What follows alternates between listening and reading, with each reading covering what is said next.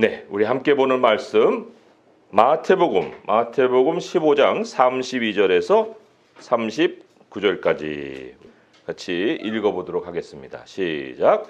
예수께서 제자들을 불러 이르시되 내가 무리를 불쌍히 여기노라. 그들이 나와 함께 있은지 이미 사흘임에 먹을 것이 없도다. 길에서 기진할까 하여 굶겨 보내지 못하겠노라. 제자들이 이르되 광야에 있어 우리가 어디서 이런 무리가 배부를 만큼 떡을 얻으리까? 예수께서 이르시되 너희에게 떡이 몇 개나 있느냐? 이르되 7개와 작은 생선 2마리가 있나이다 하거늘 예수께서 무리에게 명하사 땅에 앉게 하시고 떡 7개와 그 생선을 가지사 축사하시고 떼어 제자들에게 주시니 제자들이 무리에게 주매 다 배불리 먹고 남은 조각을 7광주리에 차게 거두었으며 먹은 자는 여자와 어린이 외에 4,000명이었더라. 예수께서 무리를 흩어 보내시고 배에 오르사 마가단 지형으로 가시니라. 아멘. 네, 오늘 메시지를 보면 지난 5년간을 우리가 돌아볼 수 있고 또 앞으로 행해야 될 사역을 또 내다볼 수가 있어요. 우리가 믿음으로 지난 5년을 보고 또 오늘 말씀을 통해서 믿음으로 앞으로의 삶을 또 쳐다볼 수가 있는 거예요. 오늘 본문은 칠병이어라고 알려져 있죠. 칠병이어. 여기 34절인가요? 그렇죠? 너희에게 떡이 몇 개나 있느냐 할 때 7개와 작은 생선 2마리가 있다. 이거를 이제 줄여서 칠병이어 이렇게 이제 말을 하죠. 근데 우리는 오병이어라는 말에 익숙해요. 오병이어를 찾아보니까 국어사전에도 나와요. 칠병이어는 국어사전에 없더라고요. 근데 오병이어는 있습니다. 그만큼 이제 일반의 사람들에게도 알려진 용어예요. 오병이어다. 네, 그리고 오병이어 때는 이제 남자만 5,000명이 먹었는데 칠병이어 때는 여자와 어린이 외에 4,000명이 먹는 이런 사건입니다. 그런데 이 오병이어와 칠병이어의 사건이 멀리 떨어져 기록되어 있지 않았어요. 지금 오늘 우리가 15장을 보는데 오병이어는 14장에 나와요. 14장 13절에서 21절의 사건이 바로 오병이어를 기록을 하고 있죠. 이때는 예수님이 이제 유대 지역에서 사역을 하셨기 때문에 예수님이 먹인 대상은 유대인들이에요. 그리고 그들을 어디서 먹였을까요? 14장 13절을 보니까 빈들에서 예수께서 들으시고 배를 타고 떠나서 따로 빈들에 가시니 광야라는 거예요. 광야에 가시니 이제 무리가 듣고 여러 고을에 걸어서 따라갔다. 이게 무엇을 재현한 사건일까요? 당연히 구약의 만나 사건이죠. 만나가 어디서 내렸어요? 광야에서 내렸잖아요. 유대인들이고 광야고. 자, 그런데 그때는 그 만나가 40년 동안 내렸어요. 그리고 만나를 먹은 사람들은 남자만 60만 명이에요. 뭐 가족들까지 다 하면은 200만, 300만 뭐 이렇게 해도 계산을 할 수 있는 이런 사건에 겨우 5,000명. 그거 먹인 게 뭔 그 큰 사건이에요? 하루 먹인 거 뭔 그렇게 큰 사건이에요. 40년 동안 하나님이 만나를 먹이신 일이 이미 구약에 있는데. 그러니까 우리가 참 이 오병이어나 칠병이어를 보면서 굉장한 이적이라고 생각하지만 그러나 그게 옛날로 가면 40년 동안 일상이었다는 거예요. 일상. 자, 이 요한복음 6장에는 오병이어 사건이 더 자세히 기록이 나와요. 거기에 보면은 이 오병이어를 통해서 예수님이 무엇을 가르치려 하셨을까라는 것이 기록이 되어 나오죠. 한번 볼까요? 요한복음 6장 32절에서 35절까지 말씀. 그게 이제 오병이어의 그 사건이 벌어지고 난 다음에 예수님이 그거에 대한 가르침을 이렇게 하신 거예요. 요한복음 6장 32절에서 35절 같이 읽어볼게요. 시작. 예수께서 이르시되 내가 진실로 진실로 너희에게 이르노니 모세가 너희에게 하늘로부터 떡을 준 것이 아니라 내 아버지께서 너희에게 하늘로부터 참떡을 주시나니 하나님의 떡은 하늘에서 내려 세상에 생명을 주는 것이라. 그들이 이르되 주여 이 떡을 항상 우리에게 주소서. 예수께서 이르시되 나는 생명의 떡이니 내게 오는 자는 결코 줄이지 아니할 터이요 나를 믿는 자는 영원히 목마르지 아니하리라. 세 가지 진리를 가르치셨어요. 첫째는 32절에 하나님이 참떡을 주신다. 또 두 번째로는 35절에 예수님이 그 떡이다. 그렇죠? 그리고 마지막으로 또한 같은 35절에 예수님을 믿는 것이 그 떡을 먹는 것이다. 이 세 가지를 가르치셨어요. 다시 한번 말씀드릴까요? 하나님이 참 떡을 주신다. 그 떡은 예수님이다. 예수님을 믿는 것이 떡을 먹는 것이다. 이런 걸 이제 가르친 거죠. 그런데 구약에서는 40년 동안 만나를 먹이셨는데 왜 여기는 딱 2번 일어났을까요? 오병이어는 이제 유대인들을 대상으로 했고요. 칠병이어는 이방인들을 대상으로 한 거예요. 갈릴리로 가서 갈릴리 이방인들을 이제 먹이신 사건이에요. 그러니까 한 번은 유대인, 한 번은 이방인이니까 하나님은 온 땅에 자기 백성을 먹이시는 분이다라는 진리를 이제 2번을 통해서 가르치신 것이지 사실은 한 번과 같은 거예요. 하나님은 모든 열방의 주가 되신다라는 것을 이제 이 2번의 사건을 통해서, 그러니까 40년 반복이 한 번으로 끝난 의미가 뭐냐? 그것은 예수님께 오면, 구약 시대와 달리 예수님께 나오면 그 모든 굶주림과 배고픔이 단번에 해결된다. 그것을 우리에게 아주 분명하게 가르치신 거예요. 그리고 예수님을 믿게 되면 양식을 위해서 염려하거나 구걸하지 말아라. 이걸 이제 또한 가르치신 거죠. 양식을 얻는 통로가 이제부터는 위에서 열릴 것이다. 하나님이 예수님을 믿는 사람들의 양식 문제를 해결해 주신다. 그러므로 인해서 우리의 삶의 목표가 양식에서 다른 걸로 바뀌어요. 하나님이 하나님 백성에게는 삶의 그 바라보는 그 목적을 다른 것으로 바꿔주셨어요. 오병이어 사건을 통해서 또한 예수님이 그 교훈을 우리에게 남기셨죠. 어디에 나와요? 오병이어가 이제 끝나고 난 다음에 바로 나오겠죠? 6장, 요한복음 6장인데 26절, 27절을 한번 보겠습니다. 26절, 27절 같이 읽어볼게요. 시작. 예수께서 대답하여 이르시되 내가 진실로 진실로 너희에게 이르노니 너희가 나를 찾는 것은 표적을 본 까닭이 아니오 떡을 먹고 배부른 까닭이로다. 썩을 양식을 위하여 일하지 말고 영생하도록 있는 양식을 위하여 하라. 이 양식은 인자가 너희에게 주리니 인자는 아버지 하나님께서 인치신 자니라. 하나님이 우리에게 이제는 어떤 양식을 위해서 일하라고 했어요? 영생하도록 있는 양식을 위해서. 그게 누구예요? 예수님이에요. 우리 먹고 사는 문제를 가지고 이제는 살지 말고 예수님을 위해서 살아라. 주를 위해서 일하라. 그래서 사람들이 이제 그 말을 듣고 28절에 물어요. 우리가 어떻게 해야 하나님의 일을 할 수 있습니까? 이제 물어보죠. 그러니까 29절에 예수님이 정확한 대답을 하셨어요. 읽어볼까요? 시작. 예수께서 대답하여 이르시되 하나님께서 보내신 이를 믿는 것이 하나님의 일이니라. 주를 위하여 뭐 우리가 일한다 하는데 그게 뭐예요? 어떻게 해야 돼요? 우리에게도 하나님이 주신 답이 뭐예요? 하나님께서 보내신 이를 믿어라. 예수 그리스도를 신뢰하여라. 그게 나의 일을 하는 것이다 라고 말씀을 하시는 거죠. 그런데 이제 사람들은 그 믿음을 그렇게 얘기를 해줬음에도 불구하고 다시금 또 표적에 대한 마음을 가져요. 그 이어지는 말이 그렇잖아요. 30절에 그들이 묻되 그러면 우리가 보고 당신을 믿도록 행하시는 표적이 무엇입니까? 하시는 일이 뭐예요? 하고 이제 또 물어보잖아요. 그래서 예수님은 계속해서 일관되게 대답을 뭐라고 해줘요? 믿음이다 자꾸 얘기하잖아요. 그 이제 질문을 받고 예수님이 대답하신 것이 32절, 33절이잖아요. 같이 또 읽어볼게요. 시작.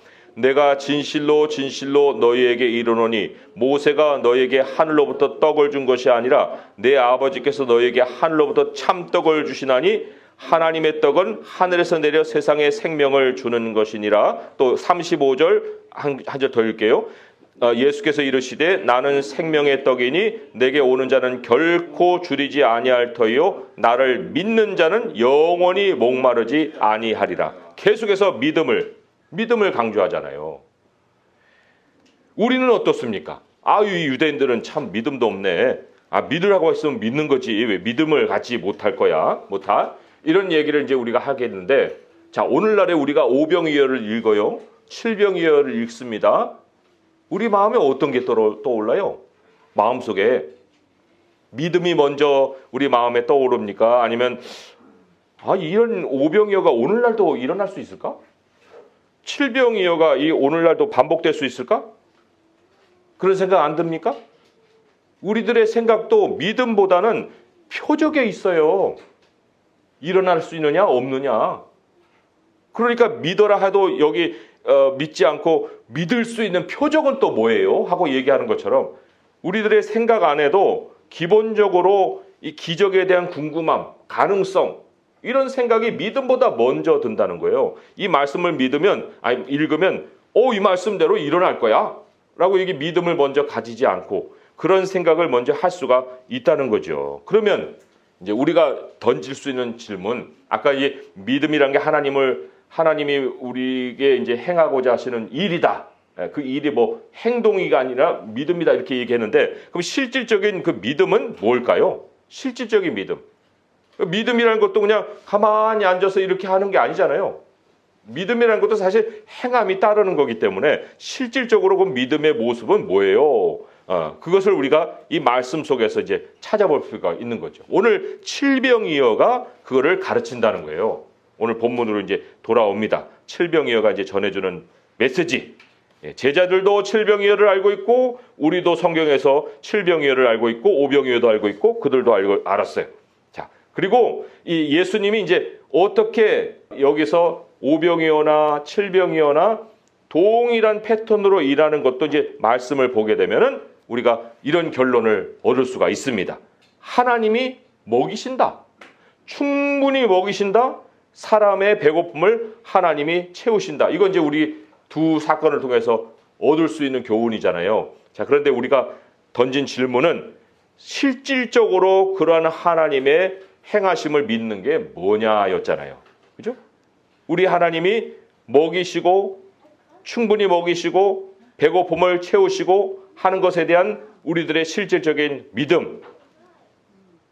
우리가 하나님을 믿는다는 것에 기적에 대한 가능성이나 그 기적이 나에게도 일어나기를 원한다라는 소망, 그것에 대한 어떤 믿음을 더 확실하고 더 견고하게 갖는다. 거기에 방점을 찍는 것이 아니라 우리의 모든 믿음은 하나님께 향해야 되는 거예요. 실질적인 믿음이라는 것은 하나님을 먼저 향해야 되는 거예요. 방식은 오병이어일 수도 있고 칠병이어일 수도 있고 다른 방식일 수도 있고 하나님은 얼마나 다양한 방식을 사용하실 수 있는지 몰라요. 그러나 하나님은 어제나 오늘이나 영원토록 동일하신 분이에요. 실질적인 믿음이라는 것은 어떤 방식에 대한 생각을 가지고 거기에다가 내 마음을 두는 것이 아니라 바로 모든 것을 우리를 위해서 행하시는 그러니까 하나님께 마음과 모든 신뢰를 두는 것이다. 조지 밀러라는 사람이 있었거든요. 그 사람이 고아의 아버지라고 하잖아요. 5만 번 기도를 해서 들었다고 하잖아요. 그 5만 번 기도 누구를 위해서 했어요? 고아를 위해서 했어요. 고아의 뭘 위해서 했어요? 고아의 먹을 걸 위해 기도했다고요. 양식을 위해서. 그러면 그 양식을 하나님이 계속해서 공급해 주실 방법에 대해서 막 고민하면서 기도했을까요? 아니에요. 5만 번의 기도의 그 모든 대상은 하나님이에요. 하나님이 먹이신다. 거기에 대한 믿음을 두고 기도를 한 거기 때문에 5만 번은 다 다른 방식으로 역사했어요. 그러나 그 5만 번의 기도를 응답하신 그 하나님은 오병이어의 하나님이셨다고요. 칠병이어의 하나님이셨다고요. 우리에게도 다른 방식으로 모든 것을 역사하시겠지만 그 하나님은 조지 밀러의 하나님이고 오병이어의 하나님이고 칠병이어의 하나님이시라는 거예요. 그러니까 방식은 염려할 거 없어요. 방식에 대한 염려를 둘 것이 아니라 그것은 하나님이 하실 일이고 우리의 믿음은 어떻게가 아니고 하나님이 반드시 채우신다. 그 채우시는 하나님, 그 하나님께 우리의 믿음을 둬야 한다는 거죠. 자, 그러면 예수님이 기적을 아무에게나 행하시는가? 그렇지 않습니다. 그렇기 때문에 기적을 행하시는 하나님 앞에 나도 하나님과 연결될 수 있는 그 모습을 가져야 돼요. 그것이 바로 하나님과 하나 되어서 기적을 맛보는 길인데 오늘 주님이 기적을 행하는 동기가 32절에 뭐라고 나옵니까? 내가 무리를 불쌍히 여기노라. 내가 무리를 불쌍히 여기노라. 이 불쌍히 여김이 우리에게 하나님이 기적을 일으키시는 동기가 된다는 거예요. 이 불쌍함이 가난한 사람들에게만 일어날까요? 아니에요.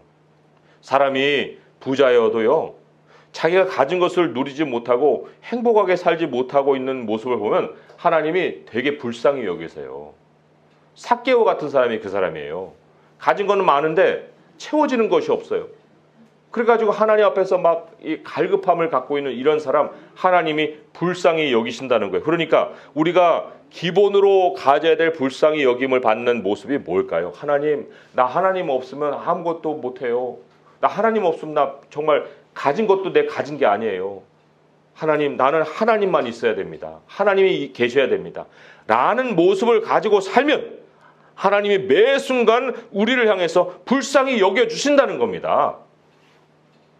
하나님의 채우심은 우리 마음에 하나님을 향한 그 갈급함을 가지고 있을 때예요. 그것이 없이 뭐 그냥 이 정도면 다 살 수 있는데, 뭐 그냥 내가 뭐 이렇게 갈급함도 없고 그냥 급한 것도 없고 이런 모습이면 하나님이 채워주려고 해도 별로 그렇게 채워줄 마음을 가지질 못하시는 거예요. 하나님께 매달리는 거, 그것이 바로 하나님이 우리를 불쌍히 여겨주실 마음을 갖게 되는 것이다. 자, 그러면 이제 반대로 믿음을 갖지 못하는 모습을 또한 거기서 생각해 볼 수 있을 거 아니에요. 그 하나님께 절대적인 신뢰 두지 못하고 반대의 모습은 뭘까요? 염려하는 거예요. 오늘 우리 어린이 말씀에 잠언 말씀 봤잖아요. 잠언 말씀 다시 한번 찾아서 읽어보겠습니다. 17장, 잠언 17장 24절 말씀. 예, 거기에 지혜라고 나오는 것은 바로 예수님이에요. 그 지혜는 예수님. 예, 그래서 17장, 잠언 17장 24절 같이 읽어보겠습니다. 시작. 지혜는 명철한 자 앞에 있거늘 미련한 자는 눈을 땅 끝에 두느니라. 예수님 우리 앞에 계시고 우리와 함께 계셔요. 그런데 미련한 사람은 땅 끝에 눈을 둔다는 거예요.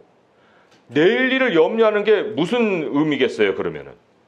하나님은 나와 함께 하시고 하나님은 나를 채우신다고 말씀하시는데 내 마음은 엉뚱하게 내일에다 갖다 놓고 염려를 하는 거예요. 이게 채워져 말어? 어떻게 돼야 되는 거야? 해결책이 어떻게 있어? 맨날 마음은 그냥 하나님 밖에다 두고 살니까 거기에서 근심이 나오고 또 우리들의 참 여러 가지 문제들이 만들어내는 거죠, 사실은.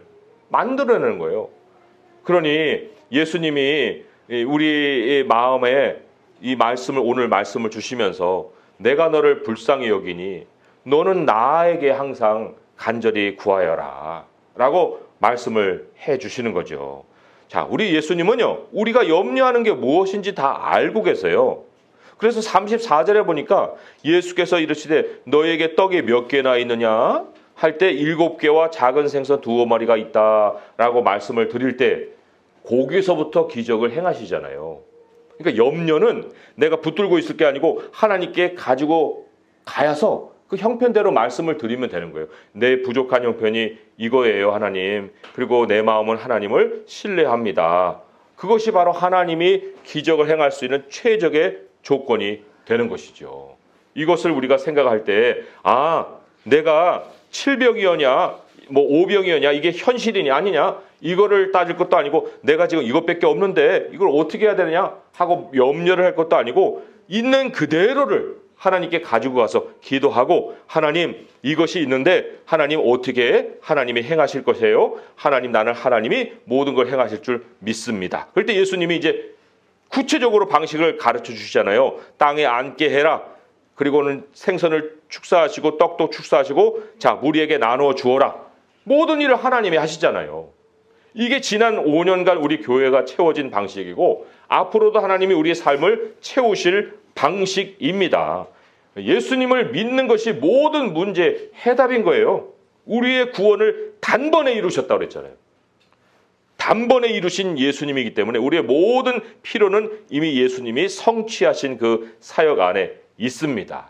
그래서 우리가 상황을 눈에 앞에 있는 현실에다 자꾸만 두고 마음을 졸일 것이 아니라 이미 모든 것을 이루신 그 하나님께 마음을 두고 우리를 불쌍히 여기시는 하나님께 마음을 두고 사는 거예요. 그리고 한 단계 더 넘어가서 하나님은 우리가 불쌍히 여김을 받는 그 모습을 갖는 것도 참 우리 마음과 함께 해주시지만 진짜 하나님이 정말 우리를 위해서 뭔가 하고 싶다라는 마음을 가지실 때는 우리가 하나님을 기뻐하는 마음을 가질 때예요. 어제도 와가지고 무릎 꿇고 하나님 나 정말 고생 직사게 하는 거 알고 계시죠? 그리고 또 내일이 돼가고 또 그 모습을 가지고 하나님이 채워주셨으면 감사도 있어야 되고 찬양도 있어야 되고 되돌아보면서 정말 하나님 그때 그렇게 하셨지 하고 이렇게 좀 마음에 용기도 얻게 되고 이래야지요. 그러니까 하나님이 불쌍히 여겨주시는 마음만을 일으킬 것이 아니라 우리가 항상 하나님 앞에 하나님이 기뻐하시는 뜻이 무엇인지 그걸 헤아려서 하나님 나 주님이 기뻐하시는 일을 행하겠습니다 라고 할 때 하나님은 그 기뻐하시는 자에게 이루어주시는 선이 있어요. 그 선을 우리가 또한 맛보면서 살아야 하잖아요. 그래서 오늘 이 칠병이어는 많은 기록 중에 하나일 뿐이에요. 아주 조각과 같은 말씀이에요. 그러나 이 성경 전체에 하나님이 자기 백성을 위해서 행하시는 일이 얼마나 풍부합니까? 그걸 우리가 믿고 하나님께 간구를 드리고 하나님을 온전히 신뢰할 때 하나님은 방식을 달리해서라도 우리의 모든 삶의 모든 필요를 채워주시는 분이시다. 이걸 믿고 이제 이후로 우리 교회를 세워갈 때 이 하나님과 함께 즐거움으로 동행하는 우리 교회가 되고 성도 될 수 있기를 주님의 이름으로 축원드립니다. 기도하겠습니다. 하나님 아버지, 칠병이어가 우리에게는 참 어떻게 일어날 수 있는 일일까 하는 생각도 하지만 우리 주님은 믿으라 했습니다. 예수 그리스도를 믿는 것이 하나님의 일이라 했습니다. 아버지여, 우리가 여러 가지 계획들을 세우고 그것을 어떻게 실현할까 하는 생각을 하는 것이 아니라 우리 주님이 우리에게 주신 이 모든 말씀을 믿는 것이 바로 하나님의 일을 행하는 것이고 이 말씀대로 우리 주님은 이루실 줄 믿습니다. 우리의 모든 현안들을 주님께 다 가져가게 하시고 하나님께 드리게 하시고 하나님께 맡길 때 우리 하나님께서 기뻐하시고 우리를 불쌍히 여기시고 모든 일을 주님의 뜻대로 선을 이루실 줄 믿습니다. 아버지께 앞으로의 모든 길도 맡기오니 우리 성도 한 사람 한 사람의 길과 우리 교회의 길을 우리 주님의 선하신 뜻으로 채워 주시옵소서. 모든 간구 예수 그리스도의 이름으로 감사하며 기도합니다. 아멘.